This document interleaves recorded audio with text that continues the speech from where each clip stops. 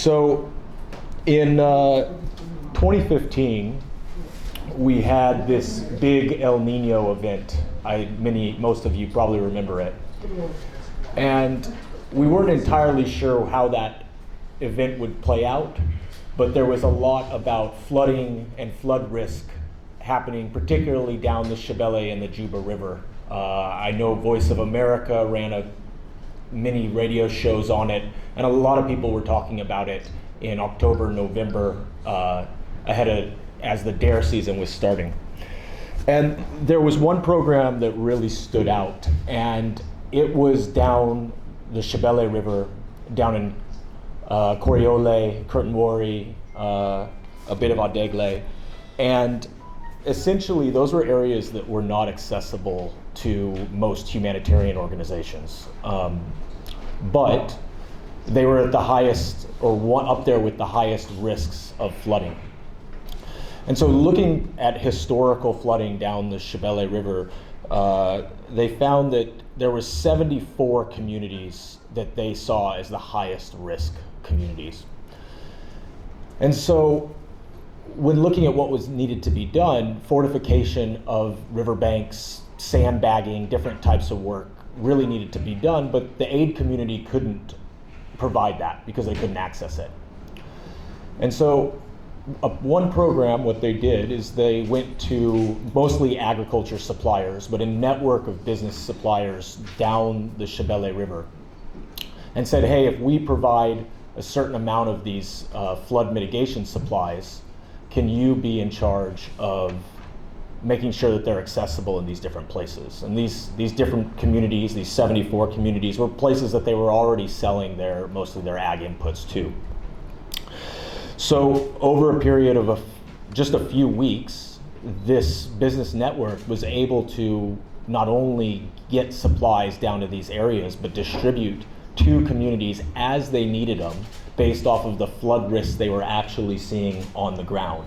So of the 74 communities that were at risk, at the end of the day, only 32 of them really said, yeah, we are at risk, here is why, and they access these things from the business community. There was not a single aid organization staff in sight at any of these projects.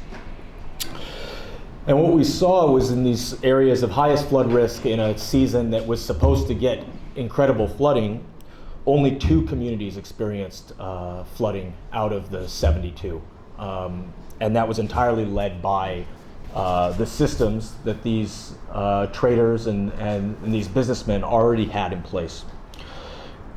And we did an evaluation on this, and we found that for every $1 spent, it saved $28 in emergency response that would have otherwise been spent on displacement and other damages just for the humanitarian sector. So this is a big win for USAID and other donors that spend money. $1 spent to $28 return is incredible. But what was really incredible is that they also calculated what was the cost saved on farmer profits. And for that, it was for every $1 spent, it saved $91 of farmer profits. And this is the cost of disasters to the business communities in these areas that isn't normally calculated by the aid sector. A similar program that happened in that area did another study, and in this case, they found that every $1 they spent, they had a $19 savings for humanitarian costs, but they also had a $17 savings for business owner profits, or benefit for business owner profits. And so the point that I'd like to make here is that when we talk about resilience, it's not just about saving lives and the cost of humanitarian response. It's also about saving the costs of people's livelihoods. And those livelihoods, maintaining those livelihoods in the face of shocks, strengthens the local economy and allows those local economies to continue to grow.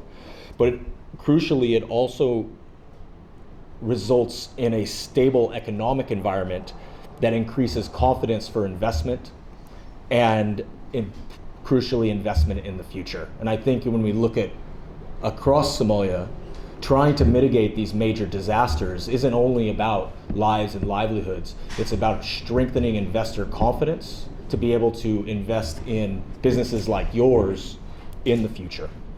And so if you take one thing away during this session, let's make sure not just to think about resilience of poor households. Let's think about the resilience of the systems that you are building, and the way that those systems being resilient not only helps keep your businesses resilient, but also helps when these disasters happen to pick everybody up with it. So thank you. Thank you. Thank you. Yeah. Daniel, make short for us. Yeah. Okay. I'm Daniel.